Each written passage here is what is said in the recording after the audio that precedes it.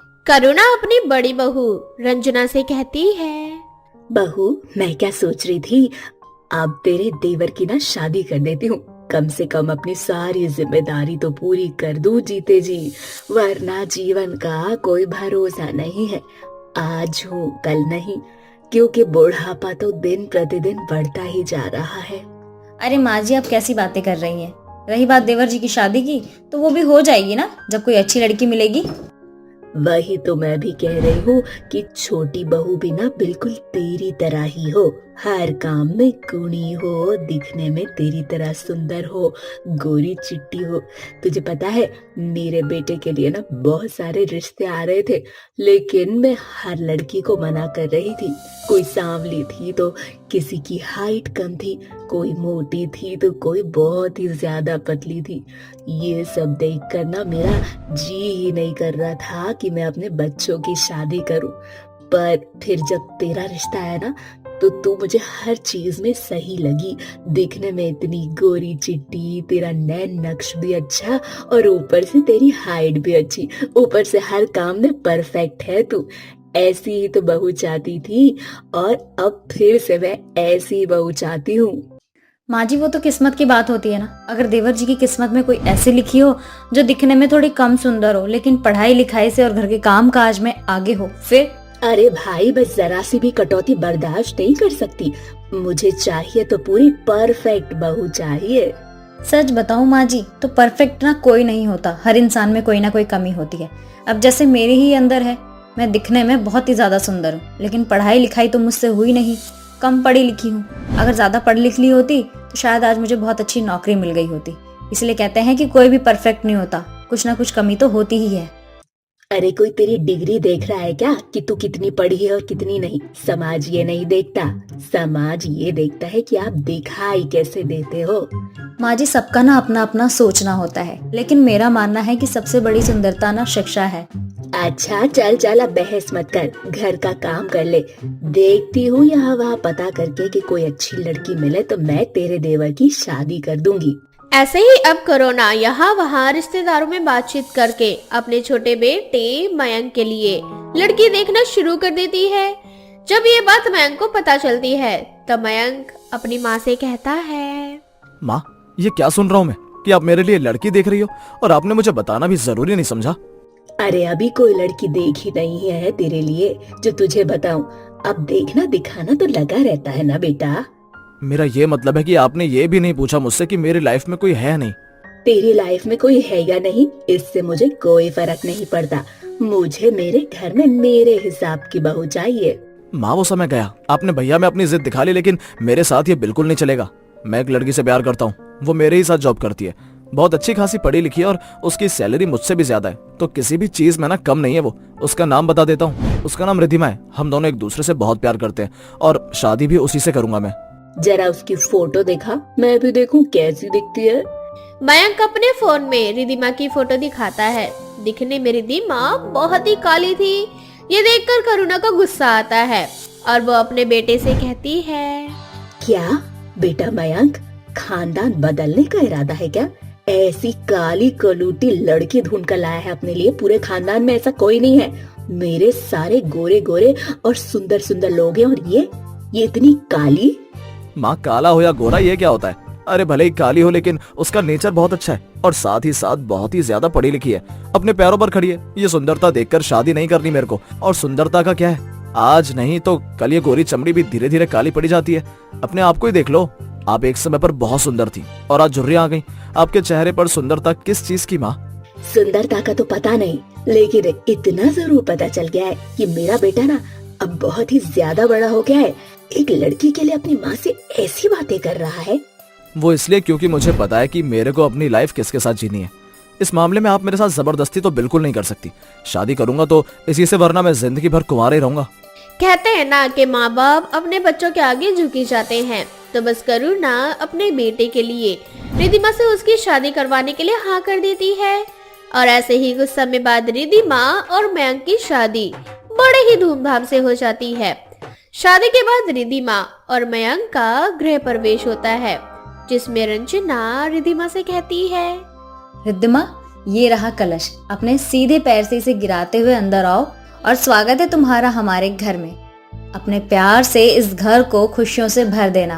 अरे रंजना बहू, खुशियों से नहीं बल्कि अंधेरा कर देगी ये तो हमारे घर में। इतनी काली है, मैं तो सोच रही हूँ क्या मुंह दिखाऊंगी समाज में। ऐसी ऐसी कौन सी कमी पड़ गई थी मेरे पास जो मैं ऐसी काली खलूटी लड़की को अपने घर की बहू बना कर ले आई। माँ जी आप फिर से शुरू हो गई। अरे देवर जी अगर खुश हैं तो और क्या चाहिए हमें। कहते हैं ना, मियाँ बीबी राजी तो क्या करेगा काजी। दीदी कोई बात नहीं, माँ जी की नाराजगी ना धीरे धीरे अपने आप खत्म हो जाएगी, क्योंकि हर किसी के लिए आसानी होता है ना सारी चीज को स्वीकार करके। तो आज नहीं तो कल माँ जी मेरे रंग को जरूर स्वीकार कर लेंगी। करुणा के दिमाग में यह बात छप जाती है कि रिधिमा के चक्कर में मयंक ने उसके खिलाफ जाकर रिधिमा से शादी की है और वो किसी भी हाल में रिधिमा को इस घर से निकालना चाहती थी, उसे बर्बाद करना चाहती थी। अब ऐसे ही रिधिमा की पहली रसोई थी, हर तरफ चहल पहल थी। करुणा बिल्कुल भी खुश नहीं थी। वो चाहती थी कि किसी भी तरीके से हमेशा हमेशा के लिए उसकी बेटे की जिंदगी से रिधिमा चली जाए। थोड़ी देर बाद करुणा मौका देखकर सीढ़ियों पर तेल गिरा देती है ताकि रिधिमा जब सीढ़ियों पर से आए तो उसका पैर फिसल जाए और वो नीचे गिर जाए। थोड़ी देर बाद रिधिमा की जगह मयंक उसे सीढ़ियों से नीचे उतर रहा होता है और अचानक मयंक का पैर फिसल जाता है और वो सीढ़ियों से नीचे गिर जाता है और इस तरह से रिधिमा की पहली रसोई खराब हो जाती है। और मयंक की हालत देखकर रिधिमा बहुत रोने लगती है। किसी तरह से उसे अस्पताल ले जाया जाता है जहां डॉक्टर मयंक के पैर में प्लास्टर लगा देते हैं। ये देखकर करुणा को बहुत ही ज्यादा बुरा लगता है और वह सबके सामने अपना गुनाह कबूल कर लेती है। तभी रिधिमा करुणा से कहती है, हाँ जी, आपने जो किया ना वो बिल्कुल सही नहीं था, लेकिन एक चीज मैं आपसे कहना चाहती हूँ। जो भी आप हो, आप हमारी माँ हो, और अगर आपकी खुद की कोई संतान काली पैदा होती तो आप उसके साथ कैसा व्यवहार करती। करुणा के पास रिधिमा के सवालों का कोई जवाब नहीं था। वो चुपचाप बैठी रो रही थी। तभी रिधिमा उसको समझाती है और उससे कहती है, माँ जी जो हो गया सो हो गया, हम नहीं बदल सकते उसे। बस मैं इतना कहना चाहती हूँ, मैंने सच में दिल से आपको माँ माना है। शादी होने से पहले ही मयंक ने जब मुझे आपके बारे में बताया था तभी मैंने सोच लिया था कि मैं हमेशा आपको खुश रखूंगी, क्योंकि मेरी खुद की कोई माँ नहीं थी। बाकी जो हो गया उसे आप भी भूल जाइए। मयंक के लिए मुझे बहुत बुरा लग रहा है, लेकिन मैं चाहती हूँ कि हमारे रिश्तों में कभी कोई गिला शिकवा ना रहे। सब कुछ भूलकर एक नई शुरुआत करते हैं और मैं वादा करती हूँ मयंक को कभी ये नहीं पता चलेगा कि ये सब कैसे और क्या था। रिधिमा के मुंह से सारी बातें सुनने के बाद करुणा को एहसास होता है कि वो गलत थी। रिधिमा भले ही काली थी लेकिन उसके संस्कार बहुत अच्छे थे।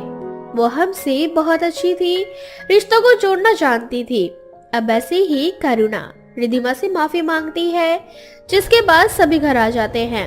घर आने के बाद रिधिमा की फिर से पहली रसोई होती है और सब हंसी खुशी रिधिमा के हाथ का बनाया हुआ खाना खाते हैं और उसे शगुन देते हैं। ये कहानी है माया नगरी की, जहाँ बहुत ही सुंदर सुंदर लड़कियां होती थी। उनकी सुंदरता देखकर कोई भी उनकी सुंदरता के पीछे अपना दिल दे बैठता था। उन्हीं में से एक थी प्रियल। प्रियल एक बहुत ही सुंदर लड़की थी जो कि अपनी चाची और चाचा के साथ रहा करती थी। उसकी चाची की एक लड़की थी जिसका नाम मिनी था। प्रियल की चाची और मिनी दोनों प्रियल से घर का सारा काम करवाते थे, क्योंकि प्रियल एक अनाथ लड़की थी। माँ बाप के गुजर जाने के बाद वो अपने चाचा चाची के साथ ही रहा करती थी। उसकी चाची और मिनी उसके साथ बहुत ही बुरा बर्ताव करती थी। घर का सारा काम करवाना, साथ ही साथ इतना सब करने के बाद भी उसे रोज रोज की जिल्लतों का सामना करना पड़ता था। लेकिन ये सब बातें उसके लिए आम हो चुकी थी। प्रियल घर का सारा काम करने के बाद खाना खाने के लिए बैठती है। तभी उसकी चाची उसे आवाज लगाते हुए कहती हैं, अरे ओ मुफ्तखोर, कहाँ मर गई? कब से चिल्ला रही हूँ कि आकर मेरा सर दबा दे। दर्द के मारे फटा जा रहा है, लेकिन ये है कि परवाह ही नहीं है इसे मेरी। चाची जी वो मैं खाना खा रही थी। खाना तो बाद में भी खा सकती है ना। एहसान मान मेरा कि तेरे माँ बाप तो तुझे छोड़कर चले गए, एक मैं ही थी दयालु जिसने तुझे नई जिंदगी दी है।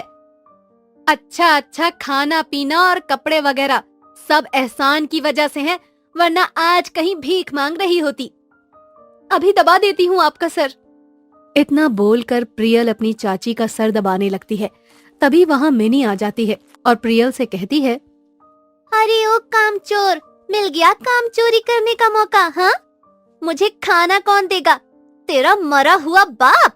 दीदी जो बोलना है मुझे बोलो, लेकिन मेरे मम्मी पापा को कुछ भी मत बोलो। उन्होंने आपका क्या बिगाड़ा है? जो कुछ भी गिले शिकवे हैं वो आप मुझसे बोलो, लेकिन मेरे माँ बाप को कुछ मत बोलो। ओहो, तो इतना बुरा लग रहा है अपने उस मरे हुए बाप के बारे में सुनकर। यहाँ तुझे मुफ्त का खाना मिलता है ना, तो काम करेगी तभी मिलेगा, समझी? जाकर मेरे लिए खाना लेकर आओ, और हाँ, मम्मी का सर दबाने के बाद मेरे कमरे में आ जाना, मेरी कमर में बहुत दर्द है।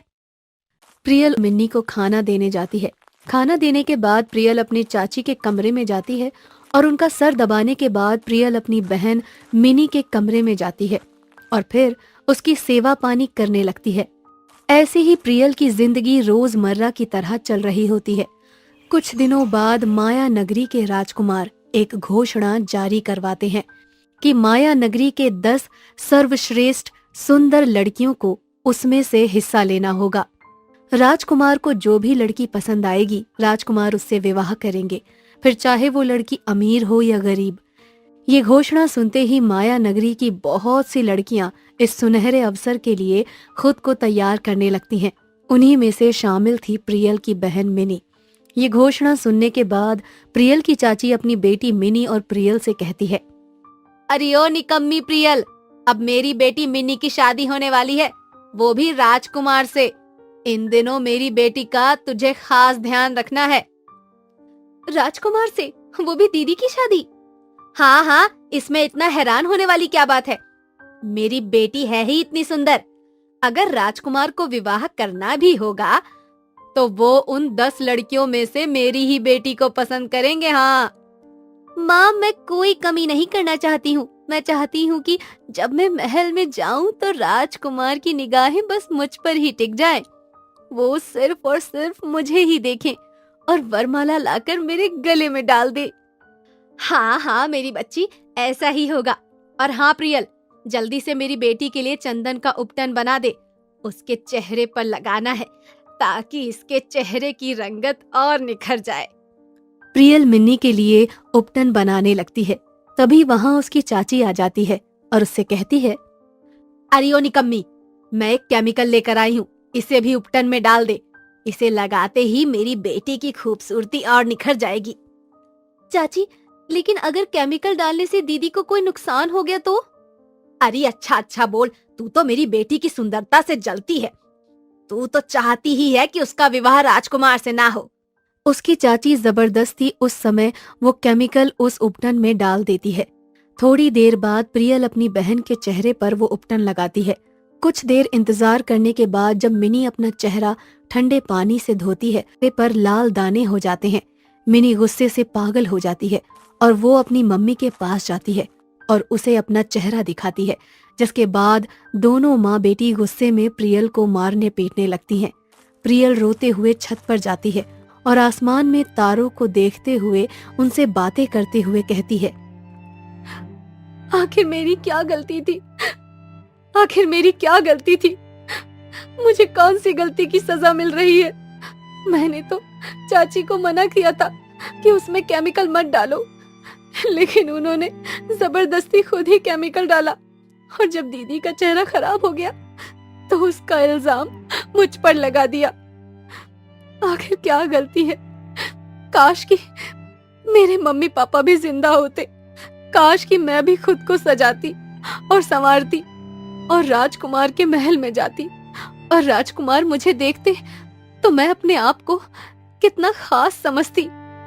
इतना बोलकर प्रियल रो ही रही होती है। तभी आसमान से एक परी आती है जो प्रियल से कहती है, प्रियल, क्या हुआ बेटा? आप कौन हो? मैं परी हूँ और मुझे पता है कि तुम किस दौर से गुजर रही हो। प्रियल परी को अपनी सारी बातें बताती है।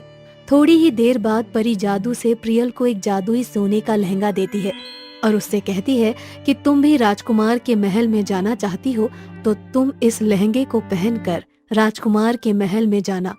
राजकुमार तुम्हें देखते ही रह जाएंगे क्योंकि तुम वाकई में बहुत सुंदर हो और ये लहंगा पहनने के बाद तुम्हारी सुंदरता और निखर जाएगी। और ये एक जादुई लहंगा है, तुम इसे संभाल के रखना, कभी भी किसी भी बुरे के हाथ में ये लहंगा नहीं आने देना, क्योंकि अगर किसी बुरे ने इस लहंगे का गलत इस्तेमाल करने की कोशिश की तो ये उस पर अपना उल्टा जादू कर सकता है जिसका कोई तोड़ नहीं है। इसीलिए इस लहंगे को बुरे लोगों से बचा कर रखना। परी लहंगा देकर वहां से चली जाती है। ऐसे ही राजकुमार के महल में माया नगरी की 10 सर्वश्रेष्ठ सुंदरियां वहां हिस्सा लेती हैं। राजकुमार बारी बारी सभी लड़कियों के साथ डांस करता है, बातचीत करता है और राजकुमार को कोई भी लड़की उसके अनुसार नहीं लगती। थोड़ी देर बाद प्रियल जादुई लहंगा पहनकर उस महल में आ जाती है। जैसे ही राजकुमार की नजर प्रियल पर जाती है वो पहली नजर में ही उसे अपना दिल दे बैठता है और उसके पास जाता है और उसका हाथ पकड़कर उसके हाथ पर किस करता है। फिर उसे अपने सिंहासन के पास लेकर जाता है और जयमाला लेकर उसके गले में डाल देता है, जिसके बाद दोनों का विवाह हो जाता है और दोनों खुशी खुशी रहने लगते हैं। रामपुर गांव में विक्रम नाम का एक आदमी अपनी छोटी सी फैमिली के साथ रहता था। विक्रम बहुत अमीर था तो वहीं उसका छोटा भाई अनुज जो अपनी बीवी आशा के साथ रहता था, अनुज गरीब था पर फिर भी उसका घमंड 7वें आसमान पर ही रहता था। ऐसे ही एक रोज आशा काम करके घर आती है जहां अनुज उससे बोलता है, अरे करम जली, तू अब घर आई है? कहाँ थी अब तक? तुम्हें नहीं पता मैं कहाँ थी? अरे मैं काम कर रही थी तुम्हारे भाई विक्रम के घर, क्योंकि तुमसे तो कोई काम होता नहीं है। ये सुनते ही अनुज उसको मारने लगता है और उससे बोलता है, मुझसे जुबान लड़ाती है? तेरी इतनी हिम्मत कि तुम मुझे ताने मारे? मैं कोई ताने मार नहीं रही, मैं सच बोल रही हूँ। आज तुम्हारी इसी हरकतों और निठल्लेपन की वजह से हम गरीब रह गए हैं। सेठ जी इतने अमीर हो गए हैं कि मुझे उनके घर का काम करने जाना पड़ता है ताकि मैं रोज तुम्हारी बोतल ला सकूं और खुद को तुमसे बचा सकूं। आशा की बातें सुनकर अनुज उसको और मारने लगता है और कुछ ही देर बाद विक्रम अपनी बीवी नीना के साथ उसके घर आता है। जहां आशा की जख्मी हालत देखकर विक्रम और मीना उसके पास जाते हैं और उससे बोलते हैं, अरे आशा, तुम्हारी हालत कैसे हुई? दीदी, मेरी हालत कैसे हो सकती है? तो आज फिर से अनुज ने तुम पर हाथ उठाया। और अनुज ने ऐसा क्यों किया? आज भी मैं उसकी बोतल नहीं ला पाई, इसीलिए। आशा, अगर ऐसी बात थी तो तुम हमसे बोल देती। दीदी, आखिर मैं कब तक आपसे मदद मांगती रहूंगी? अब मैं चाहती हूँ कि वो भी कुछ करे।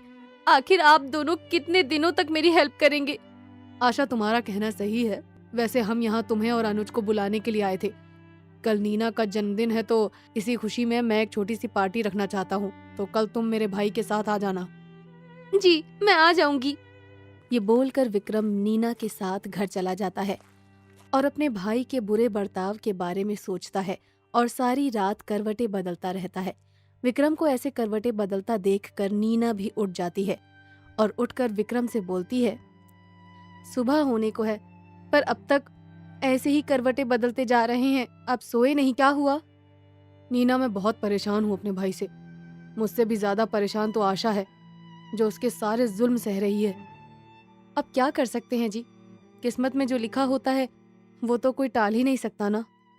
नीना, आशा हमारे ही घर का हिस्सा है, वो मेरे छोटे भाई की बीवी है, इसीलिए मैं चाहता हूँ कि वो भी हमारी तरह खुश रहे। पर जब अनुज ही खराब है तो आशा बेचारी कहाँ से खुश रह सकती है, और इसमें हम आशा की क्या मदद कर सकते हैं? तुम सही बोल रही हो, पर मैंने कुछ सोचा है। तुम अभी सो जाओ, मैं कल तुम्हें बताता हूँ। ये बोलकर दोनों सो जाते हैं। अगले दिन विक्रम नीना के साथ अपने घर के बेसमेंट में जाता है और जाकर 3 मटकों को निकालकर नीना से बोलता है, मुझे लगता है मुझे अब ये 3 जादुई मटके आशा को दे देने चाहिए ताकि वो अपनी जिंदगी संवार सके। 3 जादुई मटके? पर ये कैसे काम करता है? और आपने तो मुझे कभी भी इन मटकों के बारे में नहीं बताया। नीना की बात सुनकर विक्रम नीना को उन मटकों के बारे में बताता है कि पहले मटके से हम जो मांगेंगे वो हमें मिल जाएगा और दूसरे मटके में हम जो सामान रखेंगे वो कभी खत्म नहीं होगा। और तीसरा मटका बहुत ही अद्भुत है। इस मटके में एक अलग ही दुनिया है जो इस दुनिया से काफी अलग है, जहां हम अपने किसी भी सामान को अच्छी कीमत पर जाकर बेच सकते हैं। इन मटकों की खूबियां जानकर नीना की आंखें फटी की फटी रह जाती हैं और वो विक्रम से बोलती है, अपने पास ये 3 जादुई मटके हैं, पर आपने तो मुझे कभी इसके बारे में कुछ भी नहीं बताया। बाबूजी ने मुझे मना किया था किसी को भी इसके बारे में बताने के लिए, और कहा था कि इस मटके को तभी बाहर निकालना जब किसी को इसकी बहुत ज्यादा जरूरत हो। और मुझे आज लगता है कि इस मटके की सबसे ज्यादा जरूरत अगर किसी को है तो वो आशा है। इसीलिए मैं सोच रहा हूँ कि ये 3 जादुई मटके मैं आशा को दे दूं, ताकि वो अपना विकास कर सके और अपने पति यानी मेरे छोटे भाई अनुज को लाइन पर ला सके। पर हम उसकी मदद से आखिर ये बेशुमार कीमती जादुई मटके उसको देने की क्या जरूरत है? ये हमारे मटके हैं, हमें मिले हैं। ये 3 जादुई मटके तो हमारे हुए ना। नहीं नीना, ये जादुई मटका बाबूजी ने दिया था और इस मटके पर हम दोनों भाइयों का अधिकार है, पर मेरा भाई इन मटकों को पाने के लायक नहीं है। इसीलिए मैं ये 3 जादुई मटके उसकी बीवी को दूंगा, यानी कि आशा को। ये बोलकर विक्रम वहां से चला जाता है और नीना के जन्मदिन की तैयारियां करने लगता है।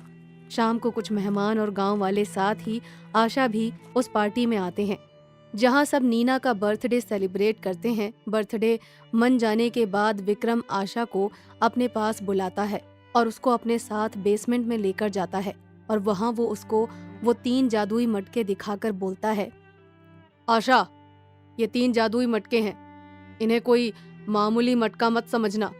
इन 3 जादुई मटकों को अब मैं तुम्हें सौंप रहा हूँ। अब तुम्हारी जिम्मेदारी है कि इसको कैसे रखना है और इसको हमेशा अच्छे काम के लिए ही यूज करना, और अगर बुरे काम के लिए यूज करोगी तो ये मटका खत्म हो जाएगा। ये तुम्हारी गरीबी और दुख तकलीफ सब कुछ दूर कर सकता है। क्या जादुई 3 मटके? पर सेठ जी, उसका यूज तो कैसे करना है ये तो मुझे पता ही नहीं है। मैं इन मटकों की खासियत तुम्हें बता दूंगा, जिससे तुम्हें पता चल जाएगा कि कौन सा मटका किस तरह का जादू करता है और कौन सा मटका किस तरह तुम्हारी मदद कर सकता है। ये बोलकर विक्रम आशा को उन तीनों मटकों की खासियत बताता है, जिसके बाद आशा उन तीनों मटकों को अपने साथ घर ले आती है। घर ले जाने के बाद वो पहले मटके में कुछ अनाज रख देती है और रात को सो जाती है। पर जब आशा सुबह उठकर देखती है तो वो देखती है कि उसका थोड़ा सा रखा हुआ अनाज बहुत सारा बन चुका था और मटका इतना ज्यादा भर चुका था कि अब मटके का रखा हुआ अनाज बाहर निकल रहा था। ये देखकर आशा को पूरा विश्वास हो गया था कि ये एक जादुई मटका है। जिसके बाद आशा उस अनाज को जमा करती है और दूसरे मटके के अंदर जाती है, जहां वो एक अलग ही दुनिया पाती है। उस अलग सी दुनिया में अनाज को बेच कर आती है, जिससे उसको बहुत सारा पैसा मिलता है। अब ऐसे ही आशा रोज मटके में थोड़ा अनाज रखती और बहुत सारा अनाज लेकर दूसरे मटके में जाती, जिससे वो उस अनाज को बेच कर आती थी। बहुत सारा पैसा कमाती है और धीरे धीरे आशा की आर्थिक हालत सुधरने लगती है। पर अनुज अब भी नहीं सुधरता और नशे की हालत में आकर आशा को यूं ही पीटता रहता। एक दिन आशा उसको पैसे देने से मना कर देती है, जिस वजह से अनुज नशा नहीं कर पाता और आशा को मारते हुए बोलता है, तुम मुझे पैसे देने से मना करेगी? अपने पति को मना करेगी? हाँ, मैं नहीं दूंगी। मैं तुम्हें 1 पैसा नहीं दूंगी। अब मेरे पास अब तुम्हें देने के लिए कोई पैसा नहीं है और ये पैसे मैं तुम्हारे लिए नहीं कमाती। ये पैसे मैं अपने बच्चों के लिए और अपने घर के लिए कमाती हूँ। मुझे पता है तू ये सब पैसे कमाती नहीं। बोल, कहाँ से लेकर आती है? ये पैसे कहाँ से लेकर आती है? बोल या फिर मारूं तुझे। आज तुम मेरी जान ले लो, चाहे मैं तुम्हें ये पैसे नहीं दूंगी और ना मैं तुम्हें बताऊंगी कि ये काम मैं कहाँ करती हूँ और कहाँ से पैसे लाती हूँ। आशा की ऐसी बातें सुनकर अनुज को गुस्सा आ जाता है और वो गुस्से में घर से बाहर चला जाता है। जिसके बाद आशा को तीसरे मटके का ख्याल आता है और उस जादुई तीसरे मटके के पास जाकर वो बोलती है, हे जादुई मटका, मेरे पति का अत्याचार और भी ज्यादा बढ़ गया है। इसीलिए मैं चाहती हूँ कि मेरा पति सुधर जाए और एक कामयाब इंसान बने। बिल्कुल सेठ जी की तरह। वो भी कोई काम धंधा करे जिसके बाद मैं तुमसे कभी भी कुछ ना मांगू। हे जादुई मटके, मेरी बात सुनो।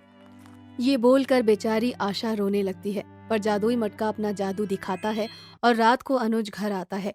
घर आकर वो अपनी बीवी से बहुत अच्छे से और प्यार से बात करता है और अगले दिन नौकरी की तलाश में जाता है। बहुत जल्द अनुज को जादुई मटके की वजह से एक अच्छी सी नौकरी मिल जाती है और वो काम करने लग जाता है और देखते ही देखते अनुज एक बहुत अच्छा इंसान बन जाता है। सारी हालत ठीक होने के बाद एक दिन आशा वो तीनों जादुई मटके लेकर एक बार फिर से विक्रम को सौंप देती है और विक्रम अपने बीवी बच्चों के साथ, तो वहीं अनुज अपने बीवी बच्चों के साथ खुशी खुशी अपने छोटे से गांव में रहने लगते हैं।